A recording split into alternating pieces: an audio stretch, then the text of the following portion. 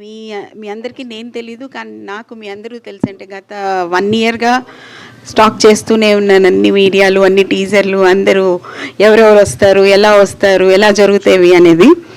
So మీ అందరూ నాకు పరిచయం అయినట్టే ఫీలింగ్ ఉంది నాకు. అయితే ఈ సునేత్ర విషయంలో జస్ట్ 1 లైన్లో చెప్పేస్తాను మీకు. నేను అసలు ఈ ఫీల్డ్కి సంబంధం లేదు నాకు, ఈ ఫీల్డ్కి. కానీ నేను చిన్నప్పుడు టిల్ మై గ్రాడ్యుయేషన్ అయిపోయే వరకు చాలా కథలు రాస్తూ ఉండేదాన్ని, మ్యాగజైన్స్కి పంపిస్తూ ఉండేదాన్ని. 500, 50 రూపాయలు, 100 రూపాయలు మనీ ఆర్డర్లు అందుకుంటూ ఉండేదాన్ని బహుమతులుగా.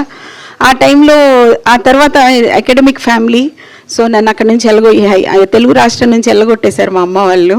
వెళ్ళగొట్టేసి ఎక్కడో మహారాష్ట్రలో చదువుకోమని పంపించారు. అది అయిపోయిన తర్వాత నేను తమిళనాడులో చదువుకున్నాను.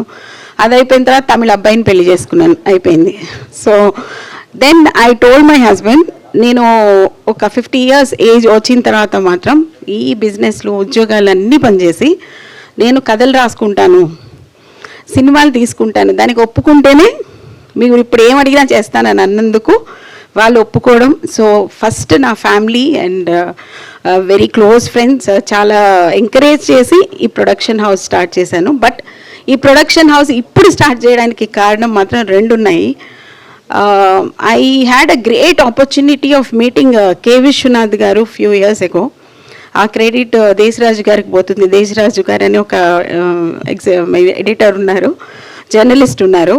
ఆయన లేదు మేడం మీరు కలవండి ఒకసారి అని కల్పించారు. ఆ తర్వాత ఆ పరిచయం మా ఇద్దరికి, నాకు విశ్వనాథ్ గారికి చాలా కంటిన్యూస్గా for 1 year we travel together. Like ఏం చేస్తున్నావు, ఏం రాస్తున్నావు, ఎలా రాస్తున్నావు, ఈ సినిమా తీయాలంటే కథ కాదు ముఖ్యం, దానికి ట్రీట్మెంట్ ఎలా చేయాలనేది ముఖ్యం. అలా మేము ఎన్నో చాలా డిస్కషన్స్ చేసుకుంటూ ఉండగా ఒక కథ రాసేయమన్నారు. అండ్ ఒక కథ రాసేసాను కూడా. అదే కథ రాసి ఆయనతో డిస్కస్ చేస్తున్నప్పుడు ఆయన ఇక్కడ ఇది ఇలా ఉంటే బాగుంటుందేమో, ఆ ఏజ్ కొంచెం తగ్గిస్తే బాగుంటుందేమో, ఇలా చెప్తూ he really taught me a lot of things. ఆ టైంలో సరే బాగుంది చేసుకున్నామని పక్కన పెట్టేశాను, దాని గురించి పట్టించుకోకుండా నా బిజినెస్లోకి నేను వెళ్ళిపోయాను. బట్ అనుకోకుండా ఆయన డెత్, తర్వాత సిరివెన్నెల గారితో కొంచెం పరిచయం ఉంది, ఆయన డెత్ కొంచెం నన్ను ఇబ్బంది కలిగించింది కొంచెం. I thought okay I should really get in now into this industry and come with మంచి family movies. In between all the bloodshed, violence or any of those thrillers మధ్యలో ఒక జలక్ లాగా ఒక మంచి ఫ్యామిలీ ఫిల్మ్ వస్తే ఎలా ఉంటుంది అని అనిపించింది. That is number 1. బట్ అన్నిటికంటే ముఖ్యంగా నాకు ఈ ప్రొడక్షన్ హౌస్ని ఇంకా కొన్ని మంచి సినిమాలు తీయాలనే వచ్చాను. కనీసం ఒక 5 సినిమాలు, ప్రతి సినిమాలో ఒక కళని కనెక్ట్ చేస్తూ చేయాలన్నది నా ఆశ. అందుకే ఈ సినిమాని ఫస్ట్ నేను మ్యూజిక్ ఇంపార్టెన్స్ ఇచ్చేలాగా తీసుకుని, లిరిక్ ఇంపార్టెన్స్ ఇచ్చేలాగా తీసుకుని దాన్ని ఈ సినిమాని నేను సిరివెన్నెల సీతారామశాస్త్రి గారికి అంకితం చేస్తున్నాను. అంతేకాకుండా ఈ సంవత్సరం బెస్ట్ లిరిసిస్ట్కి I will be giving a cash award next year. ఎందుకంటే ఆయనకి గుర్తుగా, ఆయనకి ఇదిగా ఏదో ఒక అవార్డ్ కంపెనీతో అటాచ్ అయ్యో ఎలాగో అనేది నన్ను I just discuss and get back to you all. అయితే ఎప్పుడైతే నేను సిరివెన్నెల గారికి చేయాలి అనుకున్నానో, నేను విశ్వనాథ్ గారితో మాట్లాడిన కథ వేరు, ఆ కథని ఇంకొకసారి నెక్స్ట్ ఫ్యూచర్లో తీద్దాం అనుకొని ఇప్పుడు ముందు ఈ కథ తీయాలనుకున్నప్పుడు when I call the director, asked him do you have any stories. అది కూడా నీకు చెప్పాను అనమాట, ఎప్పుడు ఎక్కడ తీయని లొకేషన్ ఒకటి నీకు ఇస్తాను, అసలు సినిమా వాళ్ళు ముట్టుకొని లొకేషన్ ఇస్తాం, మళ్ళీ ఫ్యూచర్లో ముట్టుకోగలగలిగిన లొకేషన్ నీకు ఇస్తాను, ఆ లొకేషన్లో నాకు కథ కావాలి అని అడిగాను. ఆ లొకేషనే వాల్పరై అనబడే ఒక హిల్ స్టేషన్ నియర్ కోయంబత్తూర్. ఎవరు ఇంతవరకు సినిమా తీయలేదు. ఎప్పుడో చాలా సంవత్సరాల క్రితం, కొన్ని డికేట్స్ క్రితం రాజ్ కపూర్ గారు ఒక పాట తీశారు అక్కడ. ఆ తర్వాత వాళ్ళు టీ ఎస్టేట్స్ వాళ్ళు ఎవరు దీన్ని యాక్సెప్ట్ చేయలేదు. And first ever time I got permission from the forest department. And ఈ సినిమాని హాఫ్ ఆఫ్ ద సినిమాని అక్కడే షాట్ చేశాము. ఆ తర్వాత దానికి తగ్గట్టుగా అతను లైన్ కథ ఇచ్చాడు. ఇచ్చిన తర్వాత నాకేమనిపించిందంటే, నా కథలో ఈ మేఘాలు చెప్పిన ప్రేమ కథలో 4 హీరోస్ ఉన్నారండి. ఆ 4 హీరోస్లో ఈ కథకి my first hero is Justin Prabhakaran. And I locked Justin Prabhakar as a first person. ఈ కథకి మ్యూజిక్ లేకపోతే కథ లేదు, కథ లేకపోతే మ్యూజిక్ లేదు. ఈ జస్టిన్ ప్రభాకర్ అనే ఆయన నా గుండెల్లో పడేసింది కడలల్లే అనే ఒక పాటతో. ఆ పాట తర్వాత ఆయనకు ఎక్కడ వినపడట్లేదు, కనబడట్లేదు. ఏమైపోయింది, ఎందుకు తెలుగు వాళ్ళు ఆయన్ని దూరం చేసుకుంటున్నారు, ఎందుకు ఆయన మనకు కనబడట్లేదు, అసలు ఏం జరుగుతుంది? Is he very busy somewhere else that he has no time for Telugu industry అనిపించి చెన్నైలో ఆయన వెళ్ళి కలిసినప్పుడు అలా ఏం లేదు మేడం, ఎవరు నన్ను అంటే ఎవరు రాలేదు, నేను చేయలేదు, అంతే అయి ఉండొచ్చు, it is a specific reason లేదన్నారు. Then I said okay, I want you to be hero of my film. And second hero for this film will go to Mohan Krishna garu. నేను తీసుకున్న నిజం చెప్తున్నా, వాల్పరేలో మేము షూట్ చేస్తున్నప్పుడు కింద నుంచి వాటర్ దోస్ అవి ఏవో కుట్టినాయి కదా, జలగలు కాలంతా పట్టేసుకొని ఎవరినొక్కరిని కూడా నిలబడనీయకుండా రకరకాల ప్రాబ్లమ్స్ వాళ్ళు ఫేస్ చేసి కూడా ఆయన అసలు ఏ కొండెక్కమంటే ఆ కొండెక్కేశారు, ఎక్కడ దిగమంటే అక్కడ దిగేశారు. నేను సార్ ఆగండి సార్ వెళ్ళకని, ఏంటి మేడం రండి మీరు, లేకుంటే మీరు అక్కడ కూర్చొని నేను వెళ్ళొస్తా, అలా he Ryan in to the work and he made all my Aedes rush. Okay, so వాళ్ళు సార్ జలగలు కుడుతున్నాయి, ఎందుకు కుడతాయి రా నువ్వు చూస్తాను నేను అని పిలుచుకొని ఆయన లీడ్ చేసి he showed you wonderful views అనమాట. అంటే మనం ఇవాళ రేపు ఒకప్పుడు మనకి ఎంటర్టైన్మెంట్ అంటే ఏముండేదంటే సినిమా, ఇది తప్ప ఏది ఉండేది కాదు. కానీ ఇప్పుడు రీసెంట్ పాస్ట్ మీరు చూస్తే ఎంటర్టైన్మెంట్ అంటే చాలామంది కూడా ఫ్యామిలీతో ఎక్కడికన్నా వెళ్ళిపోదాం, గోవా వెళ్దాం, లేకపోతే పక్కన ఏదైనా ఊరు వెళ్దాం, లేకపోతే పక్కన ఉన్న చిన్న కంట్రీకి వెళ్దాం అని టూరిజం చాలా చాలా ఇంప్రూవ్ అయింది. అంటే ఏంటి అంటే మనం ప్రకృతిలో ఉన్న అందాలు చూడటానికి విజువల్గా కాకుండా బయట చూడటానికి చాలామంది ఆశపడుతున్నారు. సో నాకేంటంటే ఈ సినిమాలో మీరు చూడని ఒక అందాన్ని, అంటే ఎవరు అక్కడ దాకా వెళ్ళాలి, అక్కడ చూస్తేనే చూసినట్టు కాకుండా స్క్రీన్ మీద చూసి కూడా ఈ ప్లేస్ నేను చూశాను, నాకు ఈ ప్లేస్ తెలుసు అనే ఫీలింగ్ వచ్చేలాగా ఆయన మొత్తం వాల్పరైని చిత్రీకరించారు. And he brought the beauty to you all. And మీ అందరికీ నచ్చుతుందనే అనుకుంటున్నాను. So now the third hero. నిజానికి నేను ఉండేది తమిళనాడులో, చెన్నైలో. నాకు ఇక్కడ హైదరాబాద్లో పని ఉంటే వస్తాను, వెళ్ళిపోతూ ఉండేదాన్ని. తెలుగు సినిమాలు ఎక్కువగా చూసేదాన్ని కూడా కాదు. సో మా హీరో నాకు తెలీదు. మా ఏడీలందరూ కూర్చోబెట్టి నాకు పెద్ద హీరో కావాలి అన్నప్పుడు పెద్ద హీరోలు కొత్త ప్రొడక్షన్ హౌస్కి రారు, మీరు ప్రయత్నించి వేస్ట్ అని చెప్పేశారు. సో ఆ ఏడీలను అడగాలి ఎందుకు అలా చెప్పారనేది. So then I said okay, మంచి టాలెంట్ ఉండి పర్ఫార్మర్ని పట్టుకురండి నా దగ్గరికి అన్నప్పుడు they showed Naresh Agastya. Then I saw his films, 1-2 ఉన్నాయి, అవి మత్తు వదలరా, అలాంటి సేనాపతి ఇలాంటి సినిమాలు చూశాను. I felt okay performer. కాకపోతే హీఈస్ నాట్ హిజ్ ఒక్కొక్కసారి అమ్మాయిలను అంటాం కదా, వాళ్ళందరినీ ఫోటోగ్రాఫర్ బాగా చూపించలేదేమో, అందుకే పొట్టోళ్ళని పొట్టిగానే చూపించారు, పొడుగోళ్ళని పొడుగానే చూపించారు అన్నట్టు. ఐ థాట్ హీ కెన్, మా మోహన్ కృష్ణ గారు ఖచ్చితంగా ఈ అబ్బాయిని బాగా చూపిస్తారనే ఒక నమ్మకంతో I have taken Naresh Agastya because talent ఉందని. Then came to me, I think ఇది మీ మీడియా మిత్రులకి తప్పకుండా చెప్పే తీరాలి, let the word go to people. నేను ఎప్పుడైతే నరేష్ అగస్యని తీసుకున్నానో I was trying to look at Telugu heroine ఎవరన్నా దొరుకుతారేమో అని. మేము అప్రోచ్ అయిన ఒక్కళ్ళిద్దరు కూడా ఎవరు హీరో, నరేష్ అగస్యనా, ఎవరైనా పెద్ద హీరో ఎవరైనా ఉంటే చెప్పండి, వీఆర్ ఇంట్రెస్టెడ్, బట్ ఎవరైనా పెద్ద హీరో అయితే చేస్తాం. వాళ్ళు ఏ ఒక్క సినిమాలో చేసి ఏదో కొంచెం హిట్ అయిన వాళ్ళే ఉంటారు ఖచ్చితంగా. ఐ వాజ్ షాక్డ్, ఏంటి మీకు ఆపర్చునిటీ వచ్చి అది కూడా లీడ్, అంటే ఒక హీరోయిన్ అనేది ఒక మోడర్న్గా గర్ల్ ఏదో బొమ్మలాగా వచ్చి పోవటం కాదు, ఈక్వల్ ఇంపార్టెన్స్ టు హీరో ఉన్న సినిమాని ఎందుకు వీళ్ళు కాదంటున్నారంటే అసలు కథ కూడా వాళ్ళు వినలేదు. దే సెడ్ నో ఎవరైనా పెద్ద హీరో ఉంటే. అలా ఇద్దరితో చెప్పించుకున్నాము. ఆ తర్వాత I said okay stop it, then నేను ఎతుకుతాను ఉండండి అని చెప్పి. ఎందుకంటే ఈ సినిమాని మేము తమిళ్లో కూడా తీసాము సైమల్టేనియస్గా, బట్ తమిళ్లో I will be releasing in next July. So నేను వెళ్ళి ఇన్స్టాగ్రామ్లో కూర్చొని I started fiddling with the phone. Instagram చూసి సడన్గా ఒక అమ్మాయి తళుక్కున మెరిసింది, మీనాక్షి శేషాద్రి లాగా. ఎవరి అమ్మాయి అని చెప్పేసి ఆ అమ్మాయి మొత్తం ప్రొఫైల్ చూస్తే she acts in the ads అనమాట. వెంటనే అమ్మాయి ఫోన్ నెంబర్ తీసుకొని ఫోన్ చేశాను, that is Rabia Khatoon. I gave her a call and I asked her, will you be interested in acting in a film? She said, ma'am, I already accepted one film that is directed by Dhanush garu.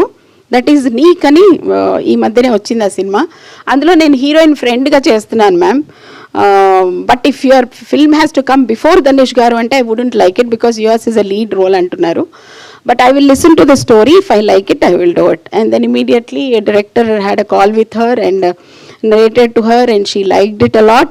And that's how my fourth hero came onto this screen. So these are the four heroes.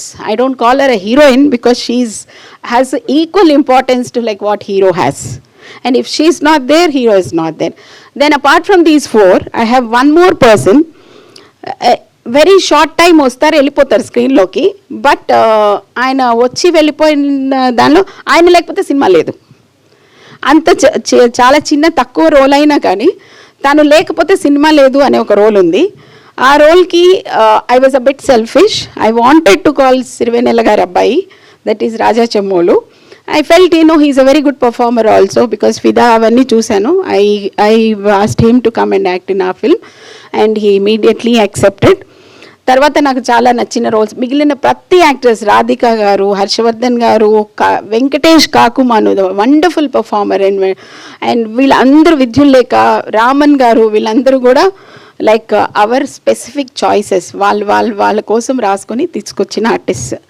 So ఈ first cinema మీ అందరికీ ఖచ్చితంగా నచ్చుతుంది. And I have to tell you, నేను డైరెక్టర్ని పిలిచినప్పుడు ఒకటే చెప్పాను, బాబు నువ్వు సినిమా చేయొచ్చు, నేను వస్తాను, చూస్తాను, నాకు నచ్చకపోతే నచ్చలేదని చెప్పేస్తాను. ఈ ప్రొడ్యూసర్ వచ్చి ముక్కు పెడుతుంది, చేయి పెడుతుంది, ఏలు పెడుతుంది అనే లాభం లేదు, డబ్బులు నావి, నాకు నచ్చితేనే అది పైకి వెళ్తుంది.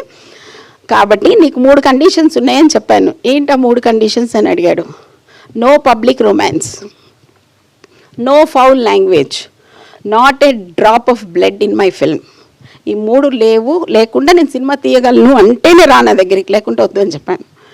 And he accepted and he came. That's what is my film is all about. Okay. Thank you all. Thank you for coming. Short notice lo pilchina andaru vachinanduku mi andariki chaala thanks and look forward to meet you all very often.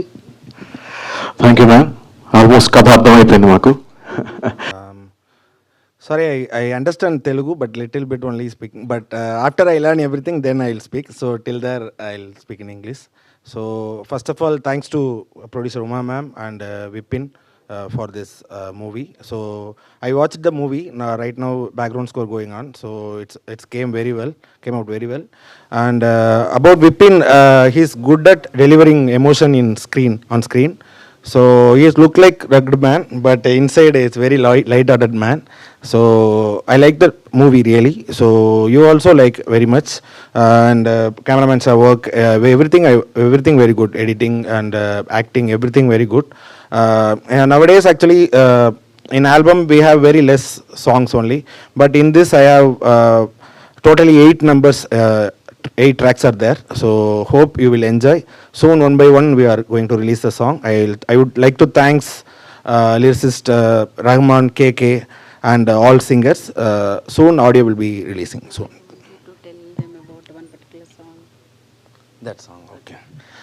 Okay, in this album we did one song that is actually we when Vipin narrated, we randomly thought, because it's happened in one good valley kind of, so Valpari. So we planned actually, why don't we use only voices and natural sounds. So only nature sound it will be the rhythm. Only that rain is there and walking sound is there. Only that sound only. There is no musical instruments. Only voice. So we attempted. Hope you will like that kind of. So next song will be that only. So it has 0 musical instruments, only voices and natural sound effects only. Thank you. చాలా thanks. నేను మీడియాలో పనిచేసే వచ్చానన్నమాట. So చాలామంది తెలుసు నాకు కూడా, అందరికీ నేను కూడా తెలుసు. అయితే సినిమా డెస్టినేషన్ అయినప్పటికీ నేను నా లైఫ్లో చాలా ఏవేవో చేస్తూ సినిమా చేయాలనేది అల్టిమేట్ గోల్గా నా గురించి నేను లైన్ రాసుకున్నాను, గమ్యం కోసం గమనం త్యజించిన త్యాగినయ్యని. సో నా డెస్టినేషన్ సినిమా అయితే నేను అసిస్టెంట్ డైరెక్టర్గాను ఇంకోటో పనిచేయాలి. కానీ నేను కార్పొరేట్ ఫీల్డ్, మార్కెటింగ్, బ్రాండింగ్, అలా స్పోర్ట్స్ అని అలా ఏవేవో చేశాను. బట్ డెస్టినీ ఇక్కడికి తీసుకొచ్చింది ఫైనల్గా. సో ఈ కథ చాలా అంటే మేడం చెప్పినట్టు బ్లడ్ షెడ్ లేకుండా, ఎలాంటి అబ్యూజివ్ వర్డ్స్ లేకుండా, ఎలాంటి ఓవర్ ఆన్ స్క్రీన్ రొమాన్స్ లేకుండా చాలా క్లీన్గా ఉంచే ప్రయత్నం చేసాం సినిమాని. మీకు సినిమా చూస్తే చాలా ప్లెజెంట్ ఫీలింగ్ వస్తుంది. అయితే ఈ సినిమాలో ప్రొడ్యూసర్ గారు చెప్పని ఇంకో విషయం ఏంటంటే, మన సినిమాలో ప్రిన్స్ రామవర్మ గారని ఆయన ఒక పెద్ద సంగీత విద్వాంసులు, ట్రావెన్కోర్ వారసులు. ఆయన ఒక గెస్ట్ రోల్ చేశారు ఈ సినిమాలో. ఆయన చాలా ఇంపార్టెంట్ రోల్ ఆయనది కూడా. అంటే ఆయన అన్నీ అంటే ఆ రాచరికాన్ని అన్నీ వదిలేసి కేవలం సంగీతం కోసమే అన్నీ వదిలేసి మంగళంపల్లి గారి దగ్గర 18 సంవత్సరాలు శిష్యరికం చేసి ఆయన సంగీత విద్వాంసుడిగా మారి ప్రపంచం అంతా ఆమ్స్టర్డామ్లో కూడా ఆయన కర్ణాటిక్ టీచర్గా పనిచేశారు. అలాంటి ఒక స్పెషల్ పర్సన్ మన సినిమాలో పాడారు, యాక్ట్ కూడా చేశారనమాట. ఆయన ప్రిన్స్ రామవర్మ. ఇంకొకటి వచ్చేసి ఈ జస్టిన్ చెప్పిన సాంగ్ ఏంటంటే, ఈ సాంగ్లో మేము అసలు మ్యూజిక్ ఇన్స్ట్రుమెంట్సే యూజ్ చేయలేదన్నమాట. ప్యూర్లీ సౌండ్ ఎఫెక్ట్స్ మాత్రమే వాడి, న్యాచురల్ వాయిసెసే వాడి ఒక పాట క్రియేట్ చేశాము. I guess that is the rarest feat that anybody has attempted so far. దానికి ఇంకా కొంచెం టెక్నాలజీ పరంగా ఇంకా వర్క్ జరుగుతుంది. Probably that will be the first song that you people will listen. So ఈ సినిమా పరంగా అయితే we have worked very sincerely. Valparai అనే ఒక లొకేషన్ ఇప్పటిదాకా ఎవరు షూట్ చేయింది, చాలా డిఫికల్ట్ టు గెట్ పర్మిషన్స్.